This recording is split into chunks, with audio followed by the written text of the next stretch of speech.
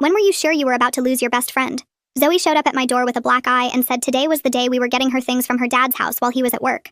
I'd been begging her to leave for months, ever since he broke her wrist, and seeing her face all swollen made me want to kill him myself. We drove to her house in silence, my knuckles white on the steering wheel, both of us knowing we had maybe 2 hours before his shift ended. The house reeked of beer and cigarettes, bottles everywhere, and I kept checking the window every few seconds while we threw her clothes into garbage bags. My heart stopped when I heard his truck pull up outside, that broken muffler sound I'd learned to fear. Zoe made this horrible whimpering noise, and I knew we were screwed because her dad was already stumbling toward the front door, drunk in the middle of his workday. He crashed through the door and saw us with the bags, and his face went purple with rage. "What the hell do you think you're doing?" he roared, spit flying from his mouth. I tried to explain, but my voice came out shaky and scared, which made me hate myself because I'd promised Zoe I'd protect her. He slammed the door behind him so hard the walls shook, trapping us. And when Zoe tried to reason with him, he backhanded her so hard she hit the wall and slid down it. I screamed and caught her before she hit the floor, blood from her nose soaking my shirt, and suddenly I was angrier than scared. He smashed a beer bottle against the doorframe and came at us with the jagged neck. "Nobody steals from me," he said, and I pushed Zoe behind me even though my legs were shaking so bad I could barely stand. We backed into the kitchen and he followed, taking his time, enjoying our fear. He slashed the bottle across my arm when I tried to shield Zoe, the glass cutting deep, hot blood immediately running down to my fingers and dripping on the linoleum. The pain was incredible, but it made everything clear. He was really going to kill us this time. I grabbed a pan from the stove and swung at his head, but he ducked, and I only clipped his shoulder, making him stumble but not stopping him. He punched me in the stomach so hard I dropped to my knees gasping, unable to breathe, my vision going black at the edges. While I was down, he kicked me in the ribs and I felt something crack, white-hot pain shooting through my chest, tasting blood in my mouth. Through tears and pain, I saw Zoe grab a knife from the counter and my heart stopped because I knew this would make everything worse. He caught her wrist as she swung and they struggled, him twice her size, twisting her arm until something popped and she screamed, the knife clattering across the floor. I managed to dial 911 with bloody shaking fingers, sobbing our address to the dispatcher who kept asking me to repeat myself while he dragged Zoe by her hair through the kitchen. She was clawing at his hands, her feet scrambling for purchase on the blood-slicked floor, crying and begging him to let go. He threw her onto the back porch so hard the screen door came off its hinges. He picked up the knife and followed her outside, standing over her while she tried to crawl away, saying she'd never embarrass him again, that he'd raised her, and this was how she repaid him. I forced myself up despite the stabbing pain in my ribs, my left arm useless and bleeding, and grabbed a shovel leaning against the wall. I swung it with everything I had left and hit him across the back, but he barely flinched, turning and punching me in the face so hard I saw stars and felt my nose break. Blood poured into my mouth and I staggered backward, the world spinning. The sirens were so faint, like they were coming from another city, another world where help actually arrived in time. He pressed the knife to Zoe's throat and she was begging, "Daddy, please, I love you, please don't do this. I'm sorry, I'm so sorry." Her voice was so small and broken, and I knew I had one chance left. I threw myself at him with everything I had, and we crashed through the porch railing, splinters of wood flying everywhere as we fell into the yard. He landed on top of me with all his weight, driving every bit of air from my lungs, my broken ribs screaming in agony. He still had the knife and raised it above my chest while I was paralyzed, unable to breathe. I caught his wrists, but he was so much stronger, and the blade kept coming down, inch by terrible inch, my arms shaking with the effort of holding him back. I could hear myself screaming, but it sounded far away, like someone else's voice. Like I was already floating outside my body watching this happen. Zoe was trying to pull him off, but her broken wrist made her weak, and he elbowed her in the face, sending her sprawling in the dirt.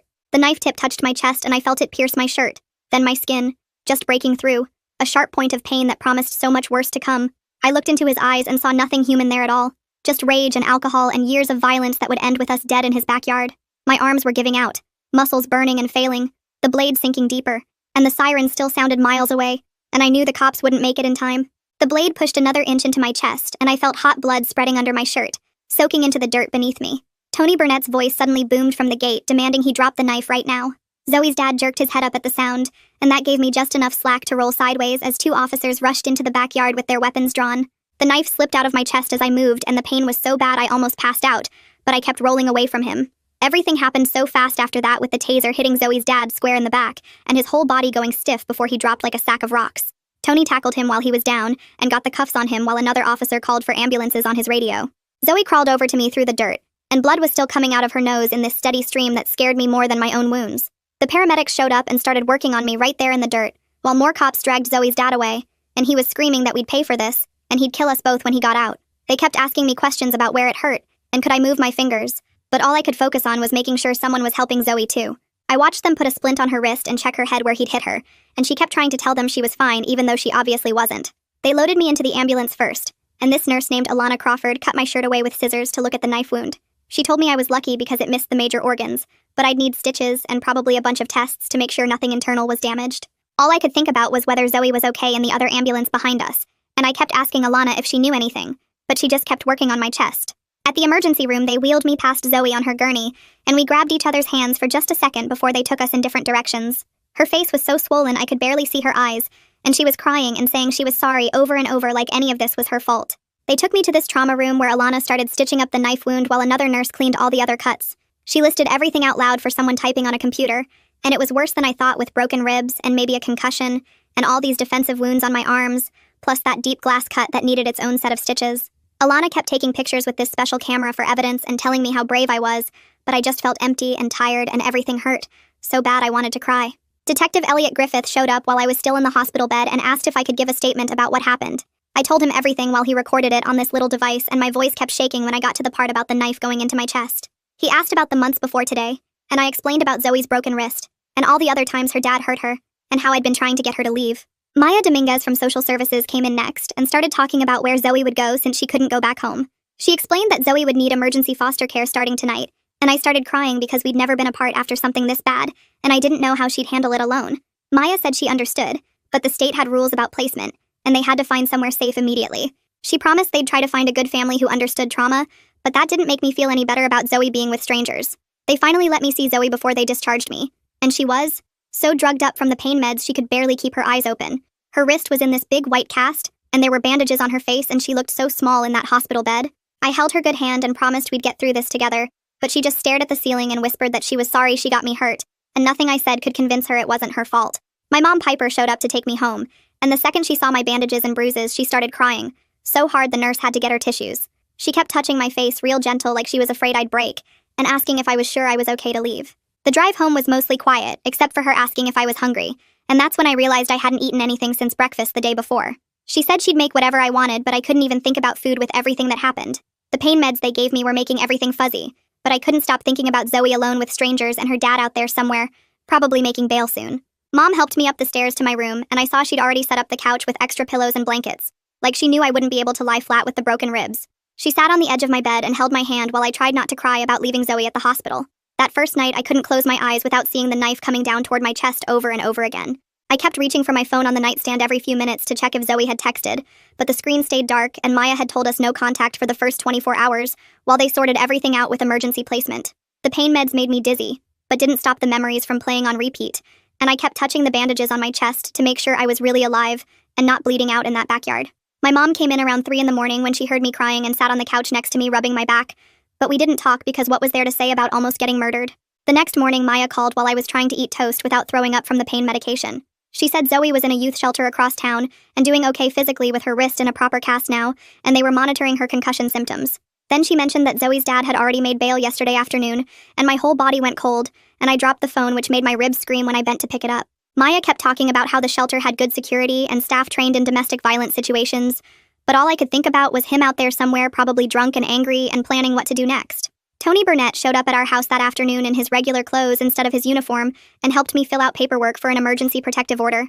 He explained it was just a piece of paper, but if Zoe's dad violated it, they could arrest him immediately without waiting for another crime to happen. His hands were gentle, helping me sign with my bandaged arm, and he wrote his personal cell number on a card telling me to call anytime, day or night, if I saw that truck or felt unsafe. 2 days later, we all had to go to the courthouse for the emergency hearing about a longer restraining order, and my mom had to help me get dressed because I still couldn't lift my arms without crying. The courthouse metal detector went off from the staples in my chest wound, and the security guard's face went white when I lifted my shirt to show him why.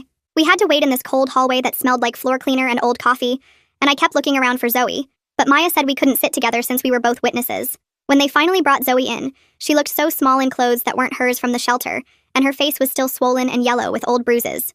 We made eye contact for just a second before they led her to the other side of the courtroom, and she tried to smile, but it came out wrong and broken.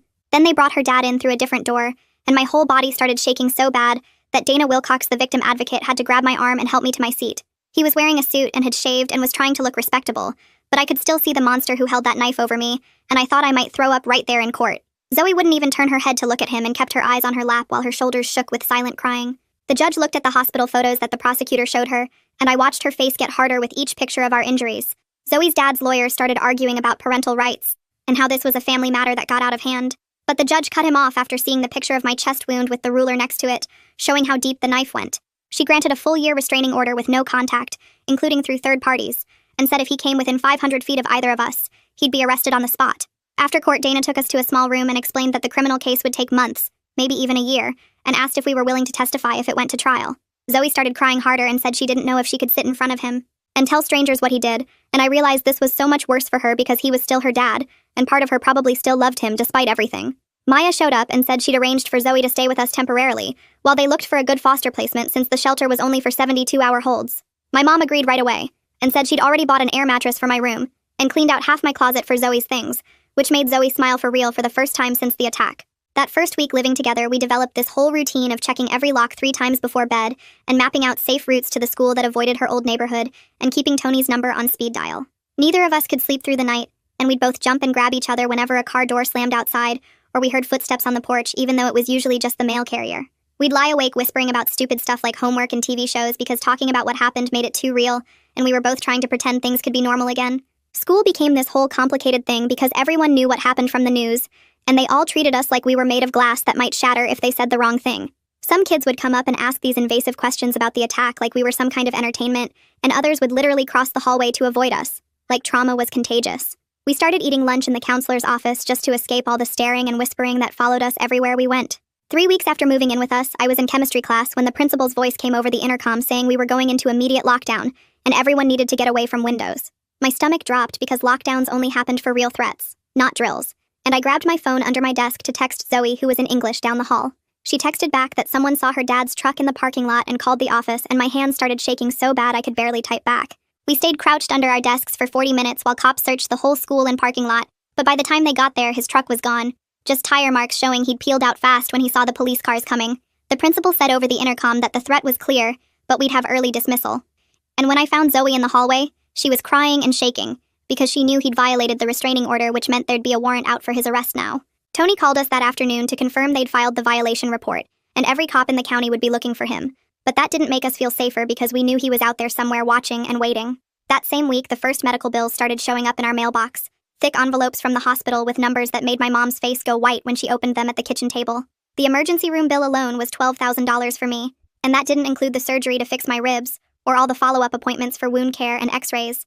Zoe's bills were even worse because she'd needed emergency surgery on her wrist, plus a 3-day hospital stay for observation after the head trauma, and the total between both of us was pushing $30,000. My mom spent hours on the phone with insurance companies and the hospital billing department, trying to set up payment plans while I watched her stress eat crackers and take notes in this spiral notebook she'd started keeping just for medical stuff. Dana called to say we could apply for victims' compensation, but it would only cover maybe 60% if we were lucky, and the rest would be on us to figure out somehow. 2 days later, Elliot called while we were doing homework to say they'd arrested Zoe's dad at a bar across town on the restraining order violation, plus all the pending assault charges from the original attack. We both cried with relief, but Elliot warned us he'd probably make bail again within a few days since his brother kept putting up money, and sure enough, 3 days later he was out again with a new court date set for next month. Dana showed up at our house the next morning with appointment cards for a trauma center that specialized in domestic violence survivors, saying we both needed to start therapy right away for the nightmares and panic attacks we'd been having. Neither of us wanted to go because talking about it made it feel more real, but Dana said it was required if we wanted any chance at the victims' compensation money, and honestly, we were both falling apart trying to deal with everything alone. The trauma center was in this old building downtown with security doors and cameras everywhere, and the therapist was this quiet woman who let us just sit there for the first 20 minutes without saying anything. She gave us worksheets about trauma responses and coping mechanisms, and Zoe actually started crying when she read the part about how abuse changes your brain chemistry and makes you feel like you deserve it. We went twice a week after school, taking the bus downtown because my mom was working extra shifts to pay for everything, and slowly we started talking about the nightmares where he was chasing us, or the panic attacks when we heard loud noises. A month after the attack, Zoe went in for surgery to properly set her wrist since the emergency room had only done a temporary fix that night. I sat in the waiting room for 3 hours, reading the same magazine over and over, texting her foster parents updates since they couldn't get off work, watching other families come and go while I waited alone. When they finally let me see her in recovery, she was still groggy from the anesthesia, but she grabbed my hand and started crying, saying she still loved her dad even after everything he'd done. She kept saying she was a terrible person for missing him, for wanting him to get help instead of going to prison, and I held her hand and told her that loving someone who hurt you didn't make her bad. It made her human. The nurse had to kick me out when visiting hours ended, but I came back every day until they discharged her with a new cast that would be on for 6 more weeks. Carl Erickson, the attorney the court appointed for Zoe, met with us at the courthouse to explain her rights and all the legal stuff that was happening. He was this older guy with glasses who talked really slow and kept checking his notes, explaining that since Zoe was 17, she had some say in where she lived. But the state wouldn't let her go back to her dad no matter what she wanted. He showed us all these custody papers and court documents, explaining that her dad's parental rights were being challenged by the state because of the violence, and Zoe would have to decide if she wanted to fight that or let it happen. Zoe just sat there staring at the table while he talked, and I could tell she was overwhelmed by all the legal words and decisions she had to make about someone she still loved, despite everything. A week later, the prosecutor called Dana to say they were offering Zoe's dad a plea deal to avoid trial. 5 years in prison with possibility of parole in 2 if he completed anger management and substance abuse programs, plus a permanent no-contact order with both of us. Dana came over to explain it to us, saying it was actually a decent deal considering some domestic violence cases got less time or just probation, but to me 5 years felt like nothing compared to him almost killing us. The prosecutor needed to know if we supported the plea or wanted to push for trial where he might get more time, but also might get less if the jury felt sorry for him, and we had 2 weeks to decide. Zoe spent those 2 weeks going back and forth, writing lists of pros and cons, calling Dana at all hours to ask questions about what trial would mean. She didn't want to sit in a courtroom and describe everything that happened, didn't want to be cross-examined by his lawyer who would try to make it seem like she was lying or exaggerating, but she also wanted him to face real consequences for once. I told her I'd support whatever she decided, but watching her struggle with choosing between protecting herself and wanting justice was one of the hardest things I'd ever seen. Dana suggested we try a support group for abuse survivors that met at the community center on Tuesday nights, saying it might help to hear from other people who'd been through similar stuff. We showed up to find a circle of chairs and about 10 other people, mostly women but a few men too, all looking as nervous as we felt. The facilitator had everyone share as much or as little as they wanted, and hearing other people describe years of violence and fear made us realize we weren't alone in this. Zoe actually talked for the first time about how the abuse started when she was little, how her dad would apologize and be nice for weeks after each incident, how she learned to hide bruises and make excuses for broken bones. Other people nodded and shared similar stories, and by the end of the meeting we'd exchanged numbers with a few people our age who really understood what we were going through. 2 months after the attack, Maya finally called with good news about finding Zoe a foster placement with a family who specialized in trauma cases and had experience with teenagers who'd been through violence. They lived across town but still in our school district, which meant Zoe wouldn't have to change schools on top of everything else she was dealing with. We met them at Maya's office, this couple in their 40s with grown kids of their own, who seemed genuinely kind and patient when Zoe barely spoke during the whole meeting. They showed us pictures of Zoe's room in their house, a small but clean space with a lock on the door that only she would have the key to, and promised they understood she needed time and space to heal. The night before Zoe moved in with them, we stayed up until 4 a.m. in my room. We sat on my bed surrounded by the few things she owned, folding and refolding her clothes just to have something to do with our hands. She kept thanking me for saving her life, and I kept reminding her about that board she swung at his head when he had me pinned. We made promises to stay best friends no matter what happened next, both of us scared that living apart would change everything. The foster parents picked her up the next morning, and I watched their car disappear down my street, feeling like someone had ripped out part of my chest. Living apart hit us harder than we expected. We texted constantly throughout the day, but it wasn't the same as having her right there when the nightmares came. I worried about her being alone with all those dark thoughts that crept in at night. She worried about me dealing with my mom's stress over the medical bills that kept coming. My mom tried to hide the collection notices, but I saw them piling up on the kitchen counter. 3 weeks after Zoe moved to the foster home, we had to go back to court for the plea hearing. Dana met us outside the courthouse and walked us through what would happen. Zoe's dad stood up in his orange jumpsuit and actually admitted what he did as part of the plea deal. His voice was flat and emotionless as he described stabbing me and beating Zoe. The words came out like he was reading a grocery list, not confessing to nearly killing his daughter and her friend. Zoe needed to hear him take responsibility, even though we both knew he didn't mean a word of it. The judge accepted the plea and sentenced him to 4 years with credit for time already served. He'd get mandatory anger management and substance abuse treatment in prison. 4 years wasn't nearly enough for what he did, but at least Zoe wouldn't have to testify and relive everything on the witness stand. Dana said we were lucky to get that much since domestic violence cases often got lighter sentences. 4 years felt like forever when you're 17, though. 3 months after the attack, my ribs finally stopped hurting every time I took a deep breath. The knife scar on my chest was still red and raised, an ugly reminder every time I changed clothes. Alana had told me during a follow-up appointment that it would fade to white eventually. Just another scar to add to the collection from that day. Zoe's foster family turned out to be really good people who actually cared about helping her build a future.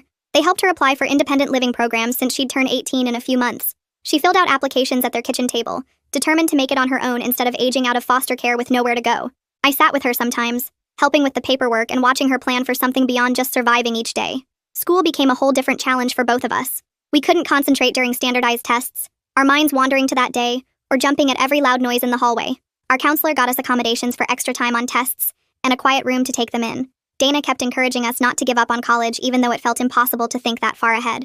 The victim compensation finally came through 4 months after the attack, covering about 60% of the medical bills. My mom sat at the kitchen table with a calculator, setting up payment plans for the rest. I got a part-time job at a grocery store to help with money since the whole mess was my fault for getting involved.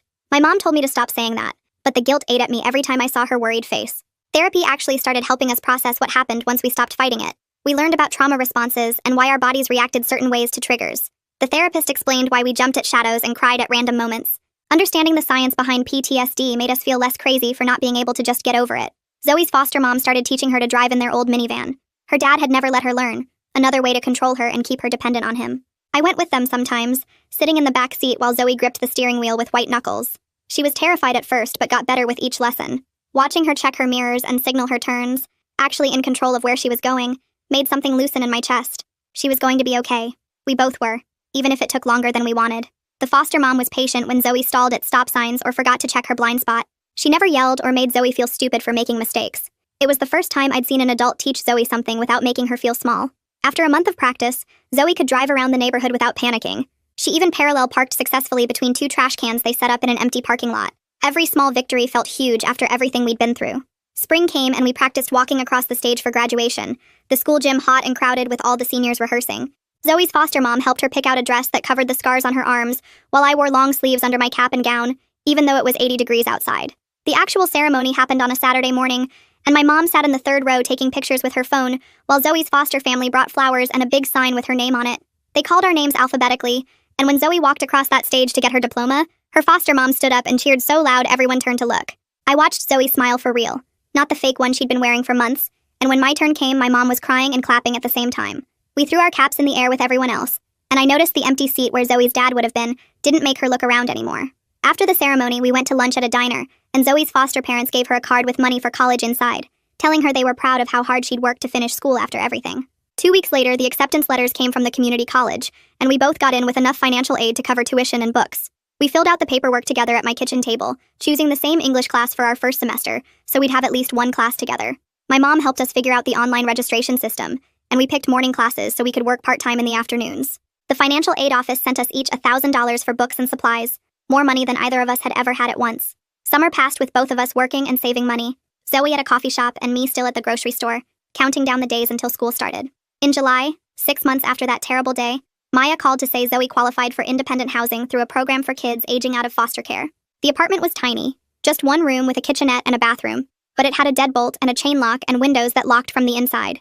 We spent a whole weekend moving her stuff from the foster home, buying cheap furniture from thrift stores, and setting up her new place. She hung curtains her foster mom made, and I helped her put together a bookshelf from a box, both of us sweating in the summer heat. When everything was set up and the foster parents had hugged her goodbye, Zoe sat on her new bed and cried. Not sad tears, but relief that she finally had her own space where nobody could hurt her. The bad days still came without warning, like when a car backfired and we both hit the ground in the college parking lot, or when Zoe woke up screaming from nightmares about her dad finding her. We had each other's numbers on speed dial and called during panic attacks, talking each other through breathing exercises the therapist taught us. The medication helped with the worst of it, little white pills that made the world feel less sharp and dangerous, though they made us tired and gave us dry mouth. Weekly therapy sessions became part of our routine, sitting in those uncomfortable chairs and talking about things we wanted to forget but couldn't. When the 1-year anniversary approached, neither of us wanted to spend it crying or hiding in bed. Zoe suggested doing something different, and we drove to the beach before sunrise, bringing paper and pens to write letters to ourselves from a year ago. We sat on the cold sand and wrote about surviving and healing and being afraid but doing things anyway. I wrote about being sorry I couldn't protect her better, and she wrote about forgiving her dad, even though she'd never tell him. We dug a small pit in the sand and burned the letters with a lighter Zoe bought at a gas station, watching the smoke disappear into the morning sky. The fire was tiny, but it felt important, like we were letting go of something heavy we'd been carrying. 2 days later, Dana called while I was at work to update us on Zoe's dad's status in prison. She said he was participating in the required anger management and substance abuse programs, hadn't violated any rules, and hadn't tried to contact us through third parties. His earliest release was still 2 years away, and by then we'd both be 19 with our own lives. Dana reminded us the no-contact order would stay in effect even after his release, and any violation would send him back to prison. College started in August, and we met other students in our English class who'd been through their own bad stuff, though nobody's story was exactly like ours. During a class discussion about personal essays, one girl talked about her mom's boyfriend, and another guy mentioned foster care, and we realized we weren't as alone as we'd thought. The campus had an advocacy group that met Thursday nights in the student center, survivors helping other survivors recognize warning signs and get help. We started going to meetings, and after a few weeks, we shared parts of our story, keeping the worst details private but talking about recognizing abuse and getting out. 6 months into college, we were different people than we'd been a year ago. Most nights we actually slept without waking up scared, though we both still checked our locks multiple times. We made friends who didn't know about the attack, people who knew us as college students and not victims. The scars were still there, mine across my chest and arms, Zoe's on her wrists and face. but they'd faded to pink lines that didn't hurt anymore. We studied together at the library and went to parties sometimes, and even dated people who treated us well. Every single day we chose to keep going, to trust people again, to build something better than what we'd survived. Well, that was definitely a journey to share with you all. Kinda makes you look at things a little differently, right? Thanks for sticking around with me. Like the video, it helps more than you think.